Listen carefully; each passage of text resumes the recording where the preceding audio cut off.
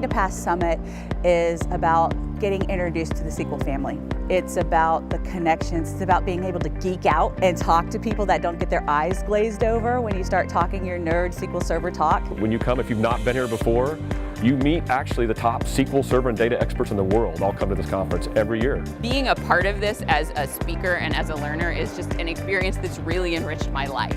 Favourite part has actually got to be the community spirit. So if I don't know something, I can reach out and ask a question. Yeah, we're all sort of there on Twitter and in different capacities, but having those face-to-face conversations all in one place is my favourite part. There's just so many people here get excited about doing new things with data and stretching the limits of what we do that it's just contagious. The content is great, you learn a ton, but there's nothing more important than the face-to-face networking that you get at PASS. It can change your career, it can change your life.